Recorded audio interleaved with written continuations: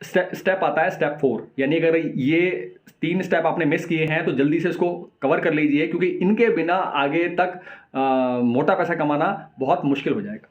तो स्टेप 4 है, आप देख सकते हैं जॉब पे। जी हाँ दोस्तों, ऐसा नहीं है कि अगर अभी आप नहीं कमा रहे हैं तो अचानक से अपना काम आप शुरू कर देंगे और वहाँ से एक मोटा का पैसा कमाएंगे, ऐसा नहीं है। जॉब तो आपको करनी पड़ेगी। तो जो आपका 4 स्टेप है वो यही है कि आपको जॉब करनी है, और आपको कितनी टेंशन लेनी है, केवल इतनी कि जॉब करते हुए आप जल्दी से जल्दी 15,000 पर मंथ की सैलरी में पहुँच जाए। अब आप कहेंगे कि भाई ये सैलरी तो कम है, ये ज़्यादा है। मैं आपको पूरी बात समझाता हूँ। ये समझिए कि अगर आप 15,000 पर मंथ कमाते हैं और जो अपना सारा खर्चा है, जैसे आप देख सकते हैं, अगर आप 5,000 में कंट्रोल कर लें और पर मंथ आपकी सेविंग 10,000 होनी शुरू हो जाए, यानी ये वाला फिगर अगर आप मेंटेन कर लें कि किसी तरह से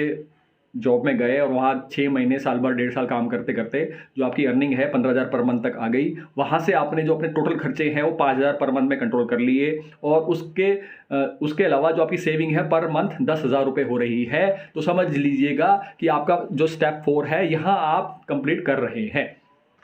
अब ये जो 10,000 पर मंथ आपका बच रहा है, इसका सदुपयोग करते हुए आप आने वाले 6 महीने से 2 साल के अंदर 50,000 से 2 लाख रुपए पर मंथ मजे से कमा सकते हैं, क्योंकि स्टेप 4 में यही आता है। इसी को फॉलो करते हुए आज जो मेरी फैमिली है 2.5 लाख पर मंथ से आगे क्रॉस कर चुकी है। अब इसी 4 स्टेप में जब आप 15,000 पर मंथ तक आप इस सैलरी में पहुंच जाएंगे, 5,000 में अपना खर्चा करके 10,000 अपनी सेविंग शुरू कर देंगे, तो समझ जाइएगा कि वो स्टेप कंप्लीट होते होते इसके साथ साथ आपको नेक्स्ट स्टेप क्या करना है, जल्दी से आपको करना है अपना टर्म इंश्योरेंस। जी हाँ दोस्तों, आप ये मान के चलिए कि आप कल फ्यूचर में कोई भी प्रोजेक्ट शुरू करेंगे, उसमें फंड लगेगा, आप लोन भी ले सकते हैं या फिर कैसे भी करेंगे, तो ऐसे कंडीशन में सबसे पहले आपका सिक्योर होना जरूरी है। तो अगर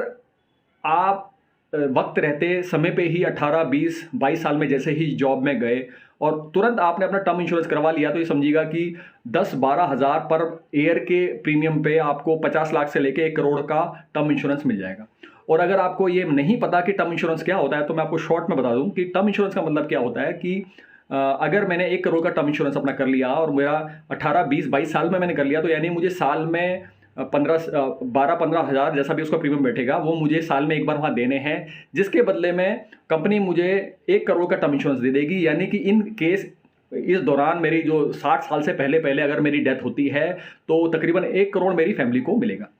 ये टर्म इंश्योरेंस कराना जरूरी क्यों है? क्योंकि जब आप इसको करा लेंगे उसके बाद आप मान के चलिए किसी प्रोजेक्ट को आप कर रहे हैं, बहुत अच्छा कर रहे हैं, और ऐसे कंडीशन में सडनली आपकी भगवान न करे डेथ हो जाए, तो ऐसे कंडीशन में कोई भी लाइबिलिटी, कोई भी लोन अगर आपने लिया हुआ हो, उसकी सारी जिम्मेदारी आपके परिवार में नहीं आनी चाहिए। ऐसा ना हो कि आपके मरने के बाद सारा जो पैसे का टेंशन है, अगर आपने कहीं से बैंक से लोन लेके अगर आपने कोई काम कर रहे होंगे और वो आपके फैमिली के ऊपर आया, तो ऐसा आप बिल्कुल ना नहीं चाहेंगे। यही वजह है कि जब आप जॉब में जाएंगे वहाँ पर 15,000 की सैलरी से 10,000 आप बचाना शुरू करेंगे, तो नेक्स्ट काम आपने ये करना है। और अगर आपने गलती करी मेरी तरह कि जो टर्म इंश्योरेंस आपने लेट करा,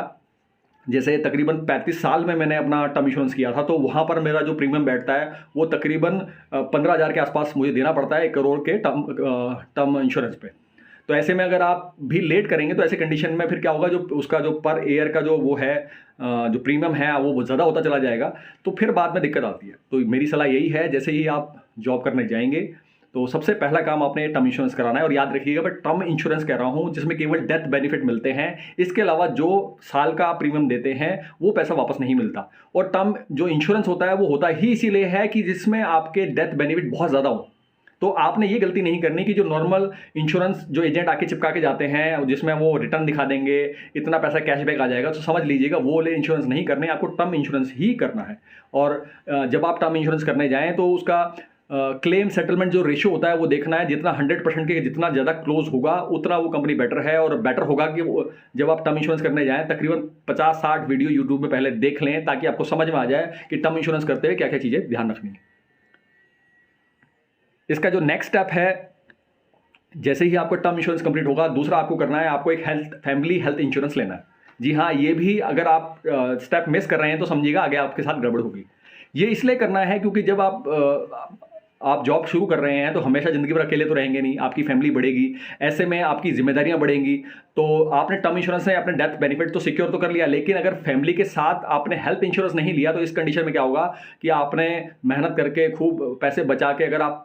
5-7 साल में आपने 4-5 लाख रुपए बचा भी लिए, तो भगवान ना करे कभी कोई फैमिली मेंबर किसी वजह से हॉस्पिटल में चला गया, तो आजकल जो हॉस्पिटल का खर्चा इतना ज़्यादा है कि अगर 3 से 5 दिन भी किसी छोटी मोटी बीमारी में आपका परिवार का कोई सदस्य हॉस्पिटल चला गया तो समझ लीजिए 3 से 5 लाख का खर्चा मजे से आपका फटका लग जाएगा। तो इसीलिए बेटर है कि टर्म इंश्योरेंस के साथ साथ आप हेल्थ इंश्योरेंस भी करा लें और समय पे करवा लें, ताकि उसका प्रीमियम आपका कम से कम रहे। ऐसा करेंगे तो आप फ्री हो जाएंगे मेंटली कि अगर जैसे जो आप हेल्थ इंश्योरेंस लेने जाएंगे वो 5 लाख का, फैमिली पे 10 लाख का, वो डिपेंड करता है कि भाई कितना आप करना चाहते हैं। इसके लिए भी आप पहले वीडियो देख लीजिएगा, 25-30 यूट्यूब वीडियो देखिए, कौन सा अच्छा होता है कौन सा नहीं होता है, हेल्थ इंश्योरेंस फैमिली में कैसे लेना चाहिए, वहाँ यूट्यूब सर्च करने के बाद आप इस काम को कीजिए। अब आता है स्टेप 5।